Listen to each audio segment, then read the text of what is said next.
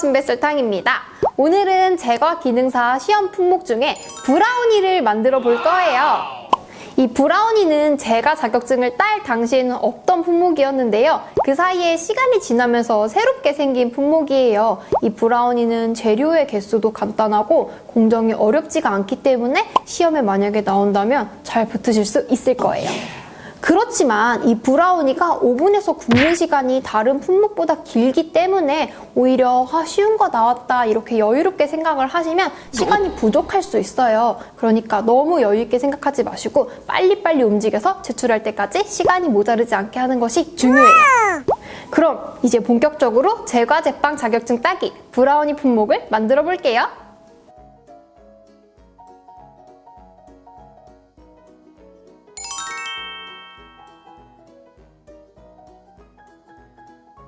팬 사이즈에 맞춰 유산지를 깔아주면서 또 한 가지 중요한 공정이 있는데요. 바로 오븐에 호두 구워주기. 호두는 오븐에 구울수록 고소한 맛이 훨씬 더 올라가고 바삭바삭한 식감이 생기는데요. 그래서 오븐에 구워주는 것이 좋아요. 오븐 온도는 180도, 5분 정도 미리 구워서 준비를 해주세요. 호두를 고소하게 구워왔으면 이제 가루를 체에 쳐서 준비할 건데요. 중력분, 코코아 파우더, 바닐라 향, 이 세 가지를 모두 체에 쳐서 준비할게요.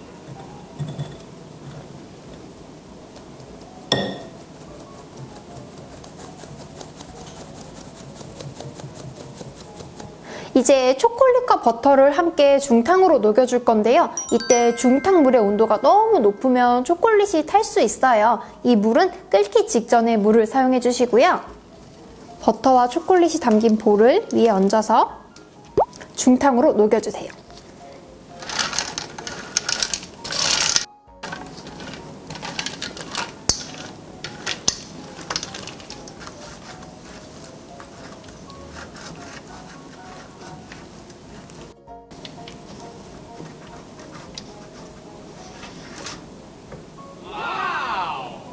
초콜릿과 버터가 중탕으로 잘 녹았으면 이제 달걀을 풀어줄 건데요. 달걀에 설탕과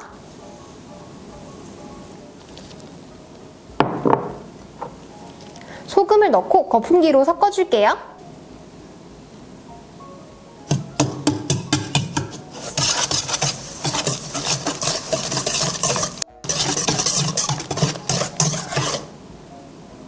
달걀에 들어있는 설탕과 소금은 손 거품기로 잘 녹지가 않는데요. 이때 사용하면 좋은 팁이 있어요. 바로 초콜릿과 버터를 녹였던 따뜻한 물! 이 물을 사용해서 휘핑을 해주면 훨씬 더 잘 녹고 거품이 잘 올라오기 때문에 따뜻한 물을 사용해서 거품기로 섞어주세요.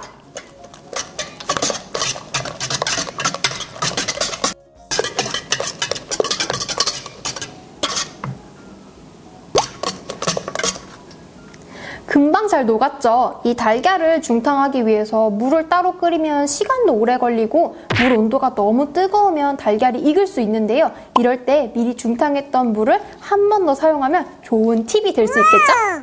이제 달걀 반죽에 녹여두었던 초콜릿과 버터를 넣고 거품기로 잘 섞어줄게요.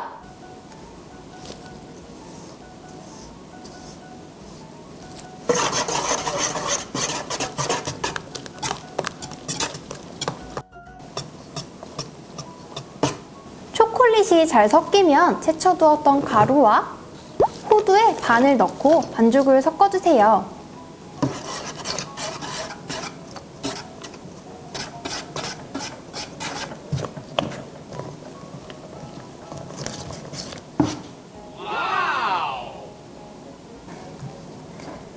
찐득찐득하고 아주 꾸덕꾸덕한 반죽이 완성됐는데요. 이 상태로 반죽을 오래 방치하면 반죽이 단단하게 굳을 수 있기 때문에 바로 팬닝을 해주셔야 해요. 시험을 볼 때는 3호틀 2개를 제출해야 하는데요. 그럼 바로 팬에 부어볼게요. 오븐은 윗불 180, 아랫불 150도로 미리 예열을 해주세요. 마지막으로 호두로 윗면을 장식해 주어야 하는데요. 골고루 호두를 뿌려볼게요.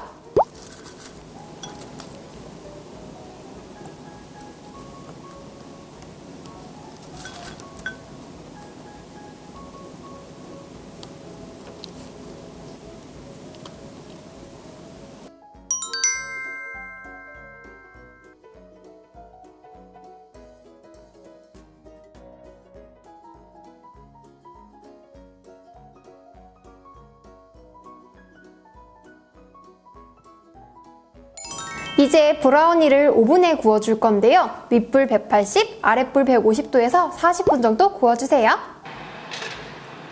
브라우니는 굽는 시간이 40분으로 굉장히 길기 때문에 이 사이에 뒷정리도 하고 설거지도 하면 위생 점수를 더 받을 수 있어요.